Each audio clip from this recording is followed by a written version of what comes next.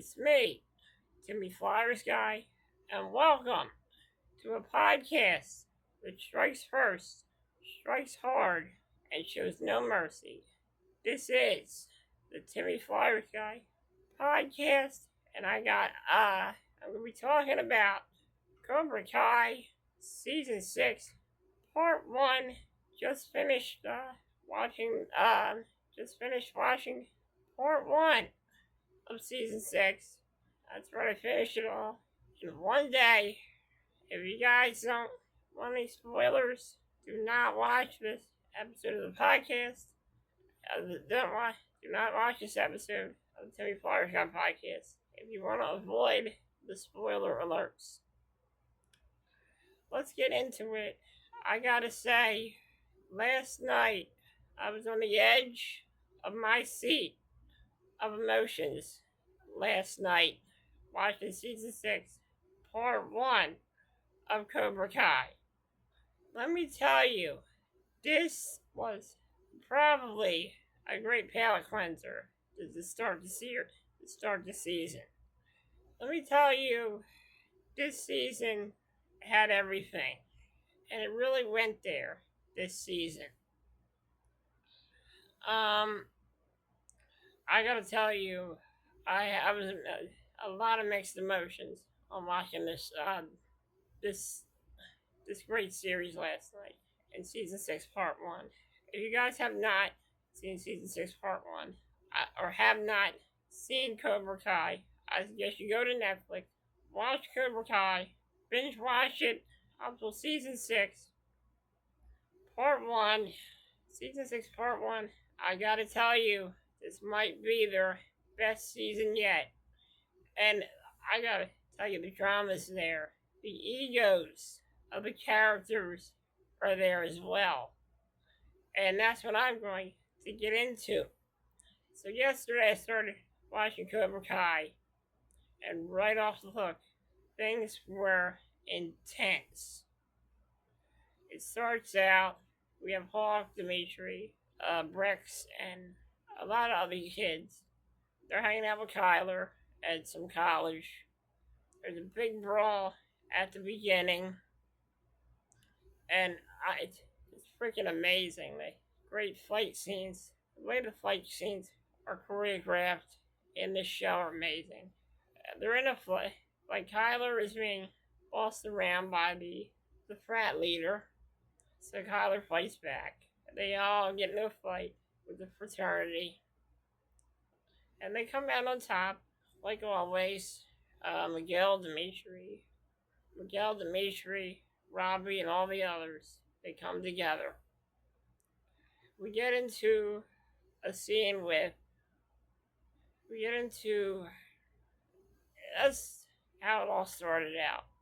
Then we get this alliance between Kreese and, I forget her name, but he's working with her. She's like a Korean Taekwondo instructor or something. And Kreese gets involved with her. Kreese goes to see his old Master Kim, who, if you guys don't know, Master Kim was the trainer of Terry Silver and John Kreese. It was revealed in Karate Kid 3 who Master Kim was. They mentioned him, but they never showed him in Karate Kid 3. But now we know what Master Kim looks like in Cobra Kai. And he's an old master, and he's very strict, kind of like John Kreese. But we see some compassion from John Kreese in that flashback as he met the girl that he trained with when she was a little kid. He tries to come to her aid, and Kreese fights Master Kim. Master Kim gives him one hell of a beating. And this when Kreese was young.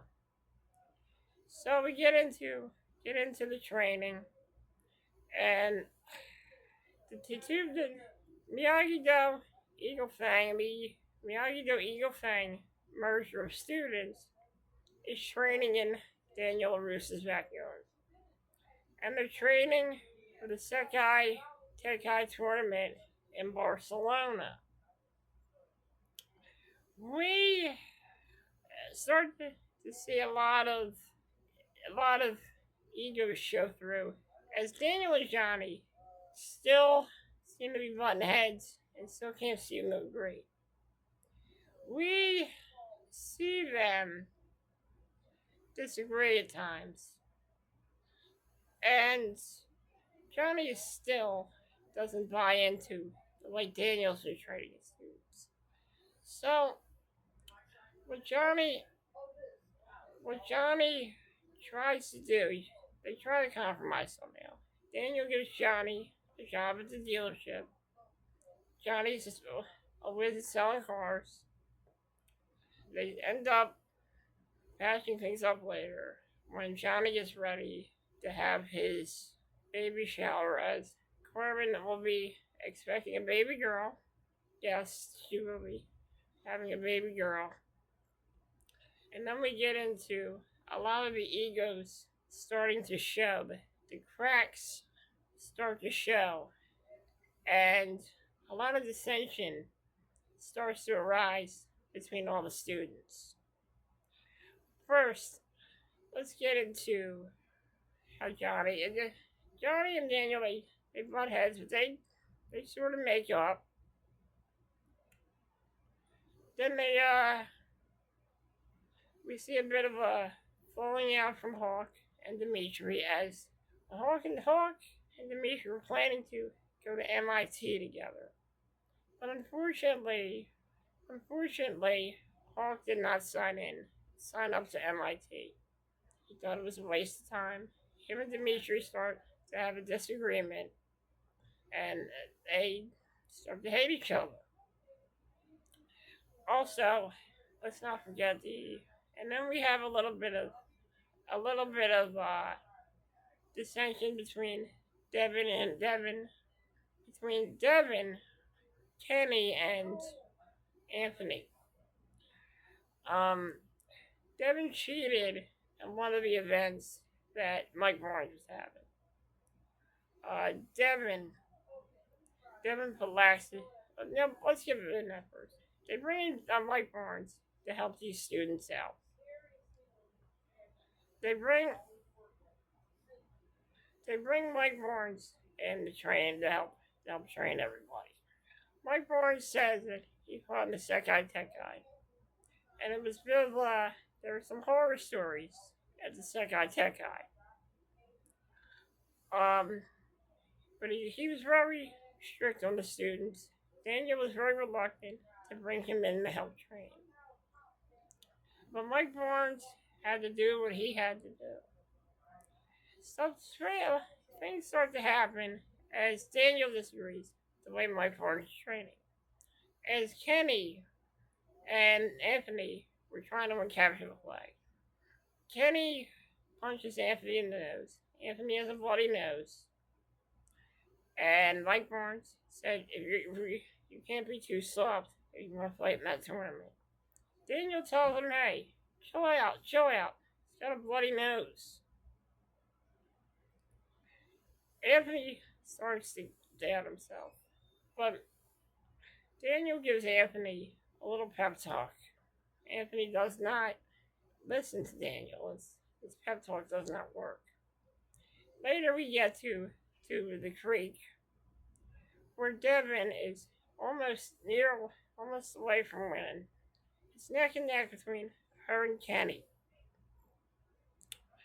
The laxatives that Mitch was using, were gone. It turns out Devin put laxatives in Kenny's water bottle.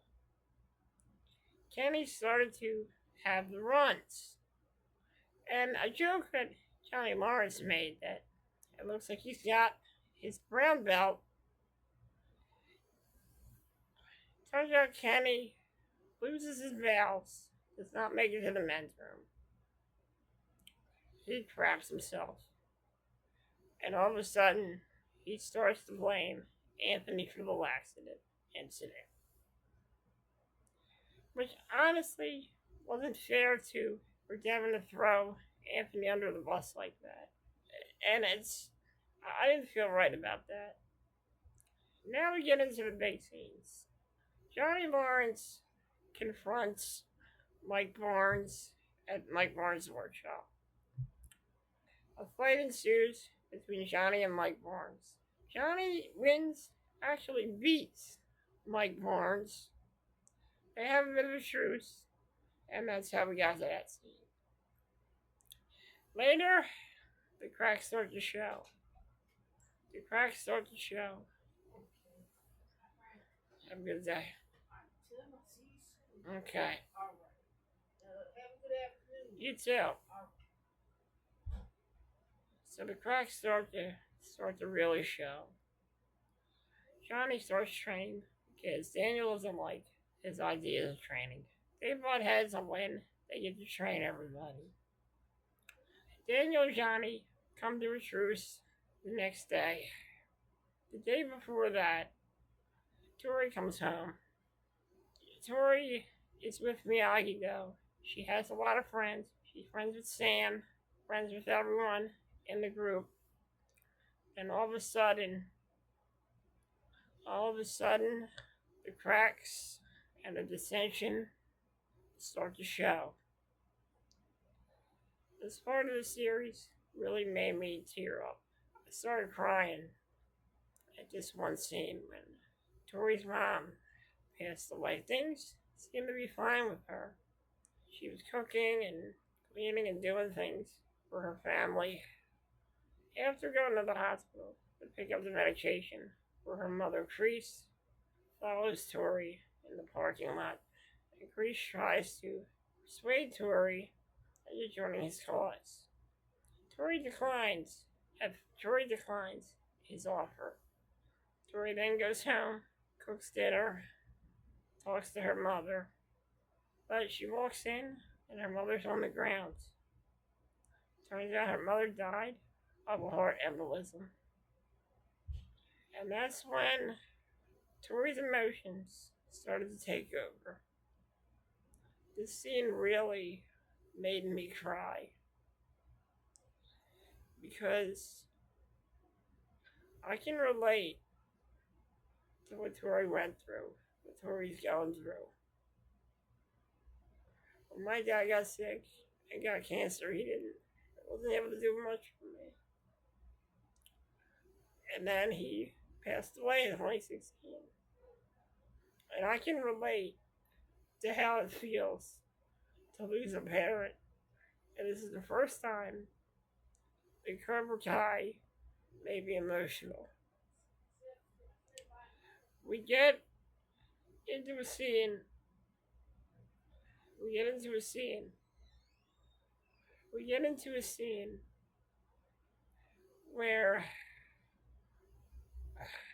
the tournament store, where they're practicing for who's going to be captain for the Sekai Tech guy. Tori shows up and she's been upset and crying over the death of her mother. Tori and Sam start to fight. Tori is a whirlwind of emotions. It looks like she's reverted back to the old Tori. She starts to throw punches at Sam. Wildly, Sam is just trying to defend herself. Amanda gets a text on her phone saying that Tori's mother passed away. At the time, we saw some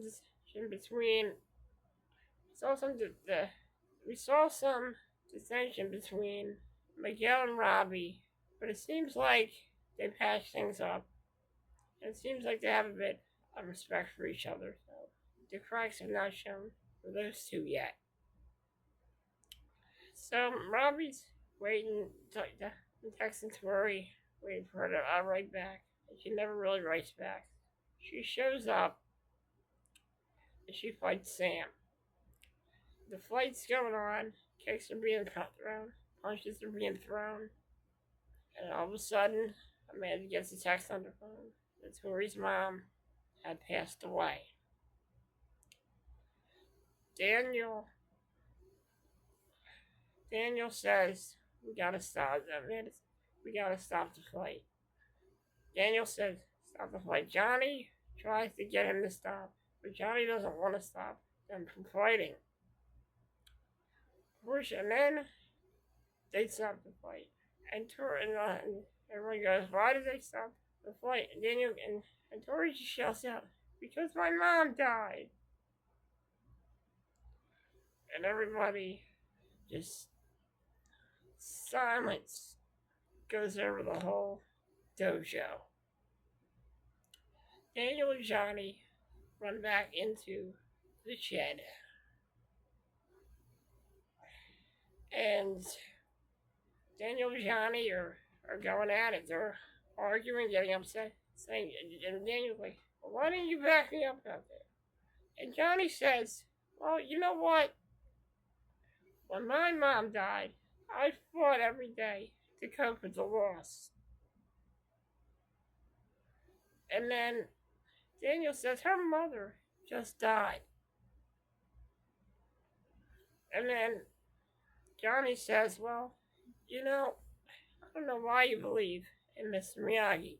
He's a fraud anyway. And then Daniel punches Johnny right in the face. Daniel then apologizes to Daniel, and Johnny Lawrence reverts back to the old Johnny Lawrence. He says, quiet. And then he says, you know, I'm not doing this for you. I'm doing this for kids. I'm doing this for us right now. We're going to stay professional. But when this is all over, we're done. We're done. We're done. And then Daniel's like, Johnny, wait, come on. We're done. First of all, I kind of think that Daniel was in the wrong there. I kind of think that Tori wanted to fight to cope with the loss, because remember the flashback she had of her mother. Her mother says, no matter what, when life deals you a bad hand, you keep fighting. And that's what Tori did. To cope with her loss, she kept fighting. And Johnny's right. Sometimes to cope with a loss, you have to do what you love to do to help cope. Daniel was in the wrong for stopping the fight. He was in the wrong for stopping the fight. And Johnny was right. Johnny was right about that. And I didn't think it was right that Daniel hit him in the punched him in the face like that. I don't think Johnny deserved that. And before all you people go saying, why are you turning against Daniel LaRusso? I'm not. I'm just stating that Daniel was in the wrong for hitting Johnny in the face. And he was in the wrong for stopping the fight. You know, when you lose somebody, it's the best way to cope with a loss is to do what you love. In 2016, after my dad passed away, I contemplated being a Flyers fan and watching hockey, and I said to myself, I don't think I can do this anymore. I don't think I can continue to do this anymore. I lost my dad. What's the point of doing this? What is the whole point of doing that? And then I realized something. I realized that in order to cope with my loss, I had to do what I love, and that was watching Flyers hockey. I loved watching Flyers hockey because it helped me cope with my dad's loss. Yeah, I teared up and cried during the first game of the season, but it helped me get through it, and I felt better. It helped me cope, and I felt better. So, whenever you're coping with a loss, you should do something you love. Michael Jordan, he did something he loved to cope with the loss of his father, and that was play basketball. Kevin Hayes played hockey to cope with the loss of his brother Jimmy.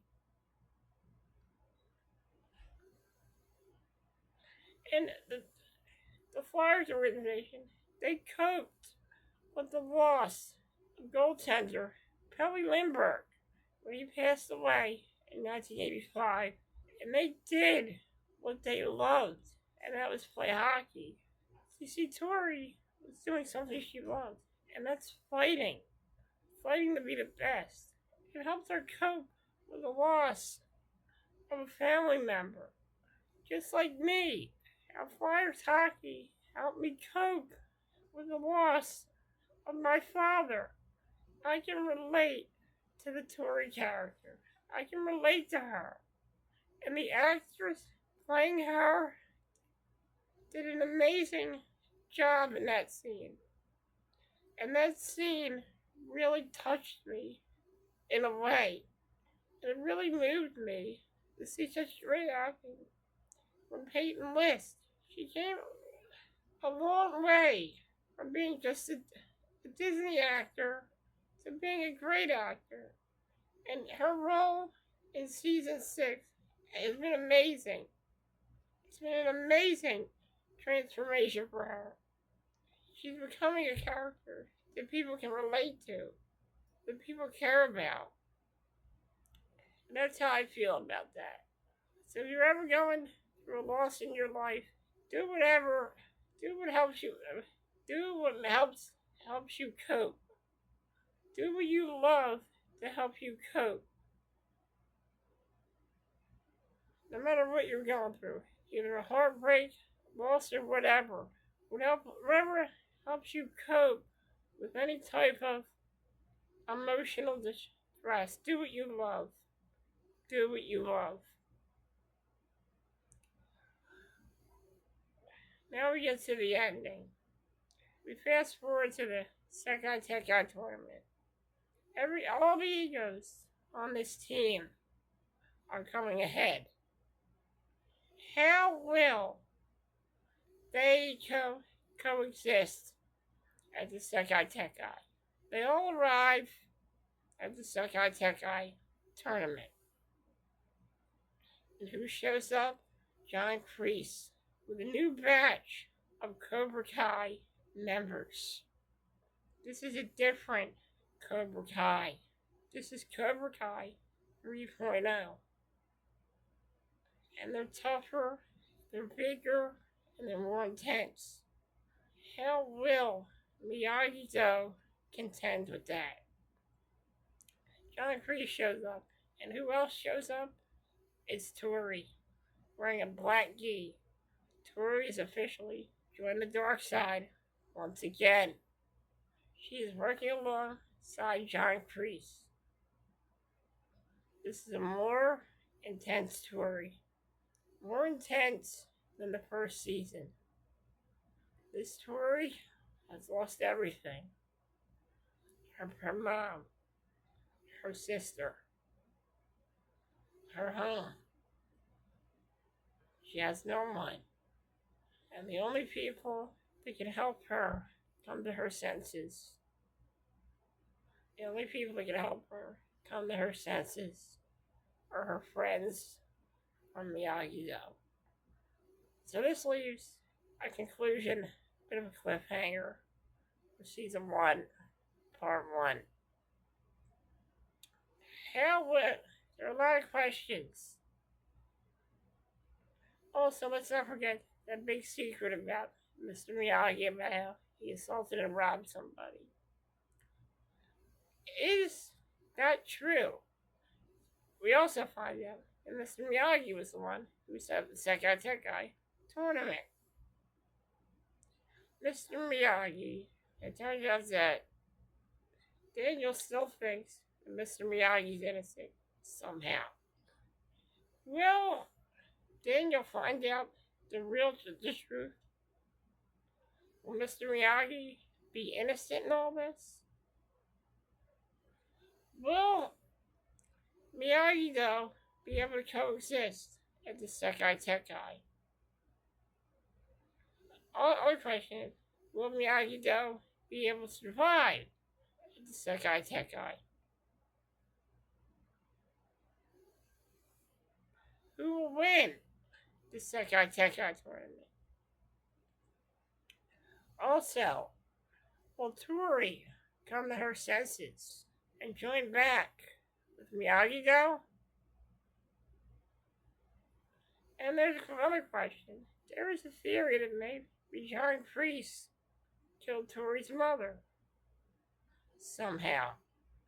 We don't know that. And there is a possibility that John Priest could have killed Tori's mom to blackmail Tori into joining her. Because without anybody by her side, Tori feels alone. And the only person that can help her out is John Priest. Will she ever come to her senses and realize that her real friends are in Miyagi though? Her and Sam really patched things up this season, but it all went away quickly once Tori joined the dark side. So there's a lot of questions that need answering for season 6, part 2. We'll probably get those answers in season 2, part 2, and then in season 6, part 2, and then in season 6, part 3. Will things start to go south for the Miyagi-Do? Will they be able to get through this dangerous tournament? All questions will be answered in season 6, part 2, in November, and then in January for part 3. All questions will be answered in that as well. This is probably the most epic final season that I've ever witnessed. And I'm happy to say that Cobra Kai is coming out with a bang. This series struck first. It struck hard, and it showed no mercy. And every single time I've watched this series, I've been on the edge of my seat. But I gotta say, so far, season 6,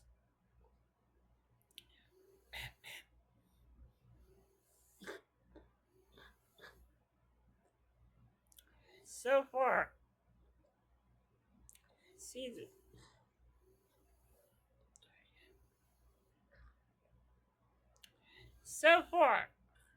season 6 has been one of the most intense seasons of Cobra Kai I have ever seen. And it's going to get even more intense in part 2 and in part 3. I cannot wait for November. The countdown for season 6, part 2 will officially begin. I can't wait. I will be doing another trailer video where I look at the season 6 part 2 trailer. I will be doing that on the day before Cobra Kai comes out, like I did the last time. So folks, if you haven't seen Cobra Kai, go watch it. Go check it out. It is the most exciting, action-packed Netflix series that you could ever watch. So get ready. Cobra Kai is more intense than ever. Go back, binge watch the old episodes until you get up to, and then watch season 6, part 1 of Cobra Kai. Guys, thank you for joining me here on this podcast. Before we go, I'd like to give a shout out to a YouTuber. He is known as the Cobra Kai Kid. He has some great videos and great Cobra Kai updates, so check out his videos. They are awesome. He is a great YouTuber. He has a great podcast, and he's one of the best Cobra Kai YouTubers around. So check him out. He is the Cobra Kai Kid. This kid, he strikes first, strikes hard, and shows no mercy. So check out his YouTube channel, Cobra Kai Kid. Follow all his socials, his Twitter, his Instagram, etc. And give this guy, show this guy some love, and give this guy a sub, give him a follow. Whatever his YouTube channel is amazing. Also, like to give a shout out to the great actors and actresses in Cobra Kai. You guys do an amazing job, and I am hooked on this show. You guys are doing some great work out there, and I'm happy that I got to watch you guys act in Cobra Kai. It's been a pleasure getting to watch every single episode of Cobra Kai. It was a pleasure getting to watch season 6, part 1, and I will be back. I will be back in a future video to do a recap of Cobra Kai season 6, part 2. Thank you for, thank you for, thank you for coming on here and watching this episode. And remember, folks, to strike first, strike hard, and show no mercy. I'm Timmy Flyersguy, and this has been the Timmy Flyersguy podcast. I can't wait until November.